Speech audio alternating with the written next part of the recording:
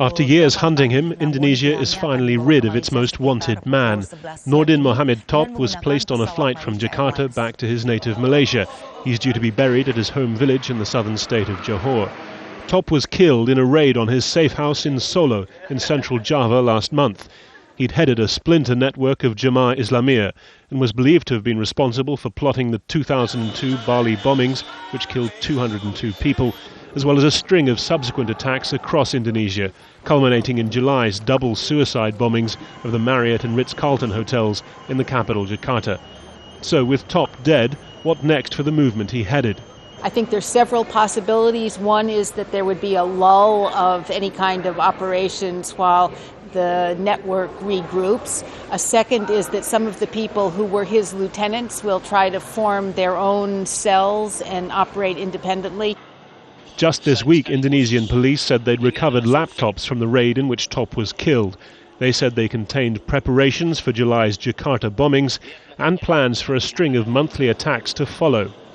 While the current focus is on Indonesia, southern Malaysia is where Top and his main bomb maker Azahari Hussein, who was also sent home for burial 4 years ago, were radicalized. One expert says while formal extremist networks might have been shut down, family links and porous borders mean militants still pass through regularly. Malaysia is a transit point. People fly in here, maybe hang around for a few days or a few months, do their planning, get the materials, get everything ready, then they fly off. I think the government is well aware of this, and I think they are keeping a close watch. But very often, in terms of intelligence, it's very difficult to penetrate these groups, because with JI, their primary link is to family members. And those traditional links of family, say some, are being further exploited by new technology.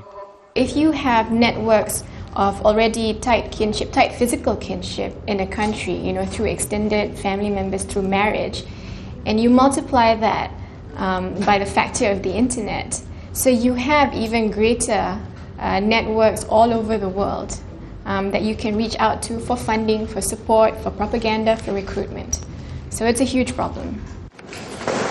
It's a problem being tackled by the security forces in Malaysia and Indonesia, but for all their successes, security analysts agree that hard-to-trace, loosely affiliated violent groups will live on long after Noordin Top.